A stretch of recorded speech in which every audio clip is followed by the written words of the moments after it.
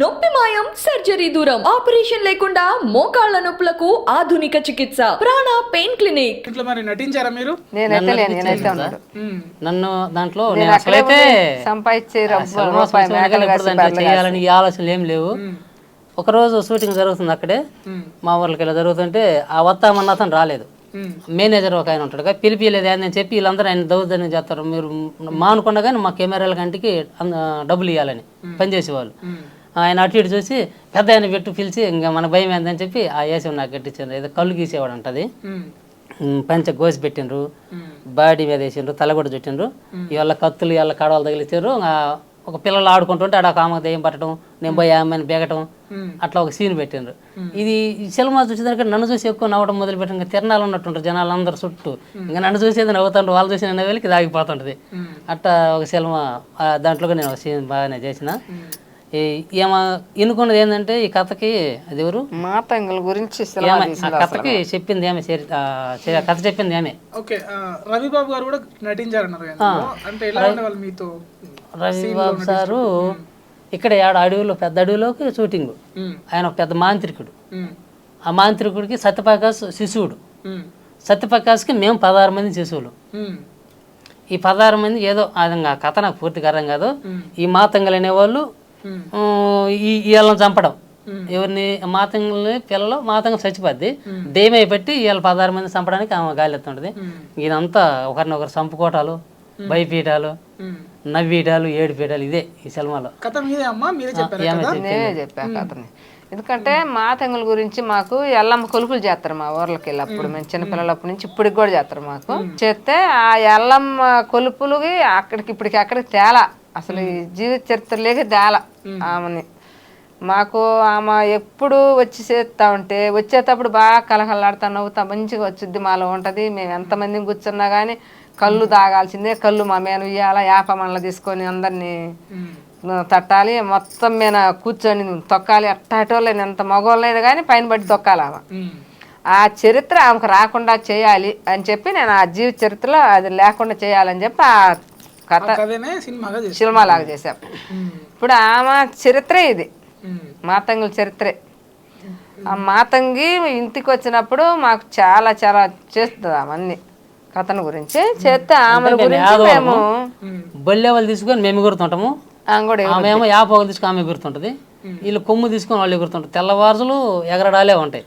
మేమేమో తాగిపోయి ఎగిరి తెల్లారినాక బాగా ఇంటికి వెళ్ళిపోతాం. ఆమె 5 రోజులు కోల్పోయిన తర్వాత తాగిపోయి అంటే ఆమె పోషణ చేసుకొని ఇంటికి పోయేటప్పుడు వచ్చేటప్పుడేమో కలగా నవ్వుతా బాగా ఆనందంగా అవుతుంది. పోయేటప్పుడు ఆమె కొత్త దిగులు పడ్డట్టు బాధపడ్డప్పుడు బాగుంటుంది. ఏందమ్మా మీ సంగతి అంటే, ఎవడు కనిపెట్టిండు మమ్మల్ని లేకపోతే తిరిగి ఇచ్చాను, లేనిపోయింది ఇది, ఎవరైనా రూపాయి కోసం చేస్తాం, రూపాయి తిన్నాలా సంపాదించుకోవాలా, దానికి కొన్ని లెక్కలు ఉంటాయి. ఇది ఇంత ఏంతంగా మేము తయారవుతున్నాం, అది వచ్చేటప్పుడు బాగుంటాం, పోయేటప్పుడల్లా మమ్మల్ని తిమ్మసి పెట్టి పంపిస్తున్నారని ఆమె బాధపడదు. మా దగ్గర ఉంటుంది కాబట్టి బామ్మలకు మాట్లాడుతుంటాం. ఆమెను అడిగా నేను, ఏందమ్మా అసలు ఎందుకు మీకు ఇది, అసలు ఎందుకు చేయాలి, ఎవరింట్లో వాళ్ళు ఉండాలి అని అంటే, లేదు మా మాకు ఇది ఒకటి కనిపెట్టిండు, ఎవరు కనిపెట్టిండ్రో కనిపెట్టిన వాళ్ళు అనుకోవాలి మేము ఆచారము, అందుకు కాబట్టి మా జీవితాలు ఇట్ట పోతున్నాయి అని అంటే అవన్నీ చెప్పింది నాకు. అవన్నీ చెప్పినాక నేను ఇంక మొత్తం కథలాగా చేసి ఒక సినిమా తయారు చేసి ఆమెకి ఏంది ఆమె పేరు, అది ఆత్మ ఒకటి కాదు, ఆమె ఆత్మ అంతా అల్లాడిపోతుంటుంది ఆమెకి. నిజంగానే మీరు ప్రొడ్యూసర్ అని నమ్మొచ్చు, ఎందుకంటే మీ ఫోన్ పే మోగుతా ఉంది ఇప్పటికీ 3-4 సార్లు. నాకు దాదాపు ఇటు 15 కిలోమీటర్లు, అటు 12 కిలోమీటర్లు, 2 ఊర్ల నుంచి పెద్ద పెద్ద మీ అంటే వాళ్ళు ఖచ్చితంగా నా వాటలు కడదంటే మళ్ళీ తినిపోవాల్సింది. మేనేజర్లు టౌన్లో రెస్టారెంట్లో నువ్వు 300 తింటే కడుపు తింటావు, నాకు అక్కడ 100 తినాలి. తినేంత సంగతి 50 రూపాయలు, చికెన్ 50 రూపాయలు, నాటుకోడి 130, మటన్ 150. అదే నా మటన్ తినాలంటే మీకు ఎంత అవుద్ది, 500 తక్కువ తీసుకోరు. ఏం చేతి వంట తిన్నామంటే మళ్ళీ ఇంకొకసారి మీరు ఎప్పుడైనా తినాలా అనిపించాల్సిందే. మన హైదరాబాద్లో కూడా చాలా మంది ఫోన్లు చేస్తారు సార్. ఈ సినిమాలో ఒక పాట కూడా ఉంది, పాట కూడా పాడిచ్చారు చిత్రసేనతో. పాట పాడమ్మ ఒకసారి. నాకు నేను ఆడపాడాను, తాగిన పాట కదా అది. ఆయన పాడాలి, పాడమంటే నేను రాదమ్మా నేనేం పాడానంటే, పాడయ్య ఒక్క పాట ఒక్క మొక్కైనా పాడయ్య అంటే పాడిండు. నువ్వు చెప్పమ్మా నాకేమొచ్చాయి అంటే చెప్పమ్మా అండి. అప్పుడు చెబితే పాడిండు. నేను 2 మొక్కలు చెబితే ఆయన అంతా పాడిండు బాగా. పాడండి ఒకసారి. నేను పాడతాను అందరూ. ఏం కాదు, ప్రమోషన్ చేసుకోవాలి కదా మరి మీరు సినిమాని, పాడండి.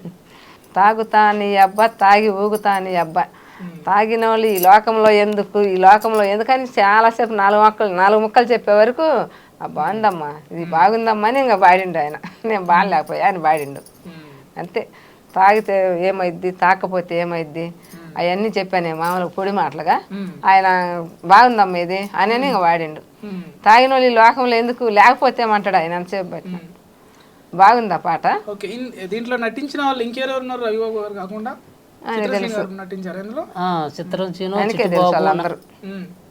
చీను, చిట్టుబాబు, నాగిరెడ్డి, మల్లి, నాగబాబు వాళ్ళ అసిస్టెంట్ బాబా ఏదో ఉంది ఆ అబ్బాయి, మా కొడుకు సైదులు, ప్రేమ కథ చిత్రంలో సైదులు అంటాం అబ్బాయిని. ఆ అబ్బాయి మా అన్న కొడుకే. ఆ అబ్బాయి ఇక్కడ కందుకూరు అబ్బాయి ఏదో ఉంది. ఆ అబ్బాయి ఒక ఆయన ఉండు, మా అంజి అని ఒక అబ్బాయి మేనేజర్గా ఉంటాడు. ఆ అబ్బాయి ఒకడు. మాకు తెలిసిన వాళ్ళు కొంతమంది తెలుసు, అందరు నాకు బాగా పూర్తి తెలియదు. వాళ్ళ ఫోన్ నేను అప్పటి నుంచి ఫోన్లో నాకు చేయరు, నేను వాళ్ళు చేయను. అంత లింక్ కూడా పెట్టుకోను సరిగ్గా. అందరు కూడా రెయ్యింబొగులు చేసినారు.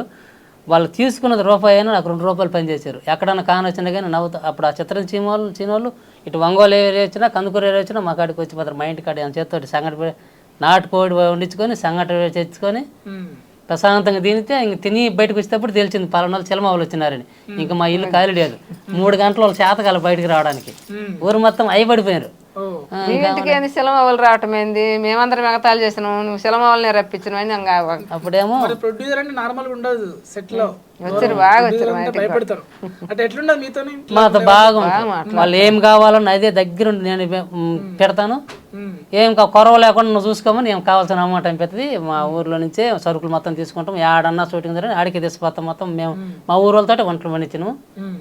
ఆ వడ్డిచ్చేవాళ్ళు వాళ్ళు ఇక్కడ ఈ డిపార్ట్మెంట్ వాళ్ళు అట్లా కొంతమందిని మా ఊరు వాళ్ళు పెట్టుకొని వాళ్ళకి ఏ కొరవ లేకుండా చేసినాం. కాబట్టి మాకైతే వాళ్ళు రూపాయి తీసుకొని 2 రూపాయలు పని చేసాను. రెయ్యం పగులు ఆపేద్దామన్నా కానీ ఆపడానికి లేదు. ఈ కొరవ కానీ మళ్ళీ రేపు మళ్ళీ ఇబ్బంది అవుద్ది అని వాళ్ళ నోటుకుండా అనిపిస్తారు. రాత్రి 7-10 దాకా కూడా చేశారు. ఇంకా ఆయన అయితే చిట్టుబాబు అయితే కానీ బాబాయ్ ఇంతలేక నువ్వు ఏడికి పోవాలి, నువ్వు అక్కడ కూర్చో మేము చేస్తున్నాం కదా అంటాడు. అబ్బో ఆయనతో మేము గలవ గబ్బర్ సింగ్ ఆయన అయితే ఇంకేమిలా వచ్చి వాటు పట్టుకుంటున్నాను. మొన్న ఏదో సందర్భం కలిస్తే ఎత్తుకొని తిరుగుతా ఉన్నాను. ఏంది అవి అంటే బాబాయ్ చాలా రోజులు కలిసి నువ్వు అని ఆయన కామెడీ చేశాను. సంతోషంగా ఉంది. ఈయన నాగిరెడ్డి కానీ వీళ్ళు ఎవరు కాని వచ్చినా కద్దోడు మా ఇంటికి వచ్చిండు. సుమన్ మా ఇంటికి వచ్చిండు. నాటుకోడి ఉండి సంకట చేసి అట్లా మా చేసిన వాళ్ళందరూ బాగా ఆనందంగానే చేశారు. మేము కూడా ఎవరికి రూపాయి ఉంచలేదు. ఉంటేనే పని చేసుకుంటాం, అదే షూటింగ్ చేసుకుంటాం. రేపు ఎల్లుండి సరిపోద్ది అనుకుంటే ఇవాళ అమౌంట్ తీసుకుని వాళ్ళకి కరెక్ట్ చేసుకుంటాం. సాయంత్రానికి అక్కడే ఉండి వాళ్ళకి ఎవరికి ఇవ్వాల్సిన రూపాయి ఇచ్చి కెమెరాలకు కానీ మన ఈ ఆర్టిస్టులకు కానీ డిపార్ట్మెంట్ వాళ్ళకి కానీ అందరికి ఇచ్చుకొని మేము బయటికి పోతాం. ఇప్పుడు సినిమా వద్దన్న మీకు సినిమాలో ఏం ప్రాసెస్ ఉంటుంది, డబ్బులు ఎవరెవరికి ఎట్లా ఇవ్వాలి అన్ని మొత్తం అంటే సెన్సార్ గురించి మాట్లాడుతున్నారు. అంటే ఏమన్నా సెన్సార్ వాళ్ళు ఏమన్నారు చూసి సినిమా? సెన్సార్ వాళ్ళు వెళ్ళినాము. ఇంకా నేను కూడా వచ్చింది. ఇచ్చిన తర్వాత అమ్మ నువ్వు ఈ సినిమా చూసినాక ఈ సినిమా ఎందుకు అనుకున్నామ్మా ఇంతలా నువ్వు చెప్పు కదా. పిలిచిందామా ఎవరమ్మా సినిమా చేసింది? నరసమ్మ అంట కదా అన్నది. నేనే మేడం గారని పోయాలి వానికి. పోతే నీకు ఎందుకు వచ్చిందమ్మా, నువ్వేదో పొలం పని చేసే మనిషిలాగా ఉన్నావు, నువ్వు ఎందుకు, నీకు అసలు ఈ సినిమాలేక ఎందుకు వచ్చింది, సినిమా వైపు ఎందుకు మళ్ళీ నువ్వు అని అడిగింది. అడిగితే మేడం నాకేందో బెమ్మంగారి చరిత్ర చూసిన కాడి నుంచి సినిమా చేయాలనిపించింది. మళ్ళీ పొట్టేలు పొన్నమ్మ సినిమా చూసిన ఆమె కూడా ఆడగుతురే కదా, ఆమె ఎందుకు చేసింది, ఆమెలాగా మనం కూడా చేయొచ్చు కదా అని చెప్పి అట్ట అనిపించింది నాకు. మళ్ళీ పుట్టింటికి రా చెల్లి అని సినిమా పోయినప్పుడు ఆ సినిమా చూస్తే ఏడుపు వస్తుంది. ఆమె ఏడిసి ఆమె అంత చేసినప్పుడు మనం ఎందుకు చేయకూడదు అని చెప్పి నాకు చాలా బాగా ఇంట్రెస్ట్గా ఉంది. అందుకు చేసేసా అన్న. అంటే అమ్మ అందరు సినిమాలు చూసిన వాళ్ళు ఉండరు, చేసిన అన్నీ ఉండరు, కానీ నీ అంత పట్టుదలగా చేసిన వాళ్ళు ఎవరు లేరమ్మా, నిన్నే చూసాము. నువ్వు ఇంత పల్లెటూరు పక్క పల్లెటూరులో నువ్వు కష్టం చేసి, నువ్వు చిన్నప్పటి నుంచి చేసి కష్టం రూపాయి సంపాదించి చేసినావంటే చాలా బాగుందమ్మ నీ సినిమా. బాగా సంతకం పెట్టకమంది సార్, సంతకం చేయాలి వాళ్ళ కాడ. నవ్వుకుంటున్నా అమ్మ ఇట్టంటుంది ఇదేందమ్మా నీకు చదువు సంది లేదు, నువ్వు సినిమా తీపించుకోవడం ఏంది, నువ్వు అసలు సంగతి ఏంది అని దగ్గరగా కూర్చోబెట్టుకొని అంత ఫోటోలు దిగి అమ్మా మంచి నిబ్బరంగా ఉన్నాయి, దేవుడి దేవల్ల సినిమా బాగానే ఉంది, మంచి అరారు భయపెత్తుంది, ఏడిపెత్తుంది, నవ్వెత్తుంది. ఈ సినిమా ఖచ్చితంగా మాకే నచ్చిందంటే ఇంకెవరైనా చూసే వాళ్ళు ఖచ్చితంగా చూస్తారని అంటే చెప్పి ఇప్పుడు 11 సీన్లు కట్ చేసింది సార్. 11 సీన్లు ఈ ఓవర్గా ఉన్నాయి, తీసేయాలని చెప్పింది. మేడం మీకు వీలైనంత వరకు తీసేయండి, తగ్గింది ఉంచండి, మేము ఏ గ్యాప్ ఫిక్స్ లేదు, రియల్ అంతా రియల్గా చేసుకున్నాం. అందుకని అంటే ఈ చూస్తే 2 రోజులు అన్నం కూడా తిండు, అంత ఇదిగా ఉంది. అది చూస్తే చిన్న పిల్లలు కదా, ఆడపిల్లలు భయపడిపోతారు. ఇదే కష్టంగా ఉంది. మేము ఉండే మోతాదు ప్రకారం ఉంచుతాం, తగ్గింది తీసేస్తామంటే సరే మేడం మీ ఇష్టం అని చెప్పి ఆమె చెప్పింది. అట్నే చేసింది. ఇంకా బాగానే మాకు అనుకూలంగానే చేసింది, ఇబ్బంది ఏమీ లేకుండా. పూర్తిగా తీసేస్తామన్నది కాదు, ఇంతవరకు తీసేస్తే ముందు వెనక పనికిరాని ముక్క తీసేసి తగ్గింది, మళ్ళీ లైన్గా పెట్టింది. అది మాకు సంతోషం ఆమె చేసిన పని. నాకు ఫోటో కూడా దిగొచ్చినాం తోటి. పెన్షన్ తీసుకునే వయసులో టెన్షన్ తీసుకొని సినిమా తీసి మీ సంకల్పం చాలా గొప్పది. ఖచ్చితంగా సినిమా హిట్ అవ్వాలి, మీరు 10 మందికి ఆదర్శం అవ్వాలి. చాలా గ్రేట్. ఇప్పుడు నేనే షాక్ అయ్యాను. ఫస్ట్ అడిగిన క్వశ్చన్ నాది, అంటే నిజంగా నేనా లేదంటే పబ్లిసిటీ కోసం ఇట్లా చేస్తున్నాను అన్నాను. కానీ ఇప్పుడు చెప్పిన ఇందాక ఫోన్లు మోగుతుంటే నాకు నిజమే అనిపిస్తుంది. ఖచ్చితంగా మీ సినిమా సక్సెస్ అవ్వాలి, మళ్ళీ నాకు ఇంటర్వ్యూ ఇవ్వాలి. ఖచ్చితంగా సార్.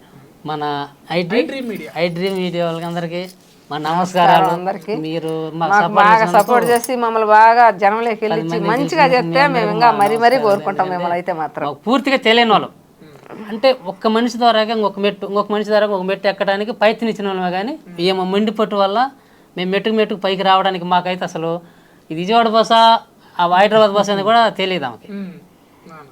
ఇప్పుడు నువ్వు చెప్పండి, ఒక 10 అంకెలు డబ్బులు లెక్క చెప్పండి, మీరు చెరువులో గుడుకుని లెక్క నోట చెప్పేస్తుంది. అసలు బిత్తరపోతారు ఆమె లెక్కకి, అంత తెలివింది. మొత్తం మీరే చూసుకున్నారా? ప్రొడ్యూస్ సంబంధించిన విషయాలు మొత్తం మీరే చూసుకున్నారా? నేనే చూసి నేనే పంపిస్తా. వాళ్ళు అక్కడ ఉంటారు కదా, వాళ్ళు అక్కడ ఉంటారు, ఇంటి దగ్గర నేనే ఉంటా కదా. బర్రెలు, మేకలు, పొలం పని అన్ని నేనే చూసుకుంటా. వరి 15 రోజుల క్రితం వరినారు పోయాల్సి వచ్చింది. ఆమె చేతితో అయితే నేను మాగట్లా చల్లాలి, ఆమె కాదని నేను పొలంలో ఏం చేస్తే అది పండదు. పోయిన సంవత్సరం అట్నే జరిగింది. అట్నే ఏమో చేతితో ఏది ఇచ్చినా కానీ మాకు సక్సెస్ అవుద్ది. తప్పకుండా మీకు విజయం వస్తుంది, కంపల్సరీ సినిమా హిట్ అవుతుంది. సరే, అందరికి నమస్కారం. మాది ఇంకొకసారి ఎవరైనా తెలిసినా తెలియకుండా ఏదైనా తప్పున్నా ఒకసారి చూడండి, అందరూ 10 మందికి చెప్పండి. మేము ఒకరం గిట్టిన పడతాం, లేకపోతే మాకు తెలిసి కాదు, ఒక ప్రయత్నం మండిపట్టు, ఆ మండిపట్టు మా ప్రయత్నం. ఇప్పుడు మనిషి మీద ఏది చేసినా దానికి కాబట్టి ఇప్పుడు మా హోటల్ పెట్టేటప్పుడు అందరు ఎగతాలు చేశారు మమ్మల్ని. ఈరోజు మా హోటల్ ఎంత బాగా తాగుతుందో అంత మంచిగా తాగుతుంది. 10 మంది పిల్లలకు పెడుతున్నా, ఎవరన్నా అడుక్కుండే వాళ్ళు దారిని వాళ్ళు కానీ పిలిచి పెడతా నేను అన్నం. నాకు ఉన్న వాళ్ళకైతే పెట్టబుద్ధి కాదు, ఈ రోజు పెట్టిన ఇంకొక రోజు, ఏ రోజైనా ఉన్న వాళ్ళకైతే అన్నం పెట్టబుద్ధి కాదు. లేని వాళ్ళకి రోడ్డు మీద అడుక్కొని వాళ్ళ పాత్రెత్తులు వాళ్ళకి పెడతా. వాళ్ళకి పెడితే తినిపోతే ఏమంటారు, అమ్మ సాలు నీకు దండం అంటారు. నాకు వద్దమ్మా, దేవుడు దండం పెట్టి, దేవుడు నాకు ఇచ్చిండు, నేను మీకు పెట్టా, ఇదే చెబుతా నేను. వాళ్ళైతే చాలమ్మ అంటారు. నువ్వు 1 కోటి రూపాయలు డబ్బులు ఇచ్చినా చాలను ఉంటావా? గబ్బిడి అన్నం పెడితే ఏమంటారు, చాలమ్మ అంటారు వాళ్ళు. నాకు అది చాలా గొప్ప, నాకు ఇచ్చిండు దేవుడు. అది నాకు ఆ దేవుడు ఇచ్చిన న్యాయం ముందుకు వెళ్ళిపోతుంది. నేనైతే బాగా నాకు అది మంచిగా ఉంది. మా హోటల్కి ఒకరోజు మీరు అందరు వస్తే మంచిగా ఉంటుంది అనుకుంటా నేనైతే. అంటే మీరు మా హోటల్కి రమ్మన్నారు కాదు, మాకు బాగా పెద్ద పెద్దోళ్ళందరూ వస్తారు బాగా హోటల్కి.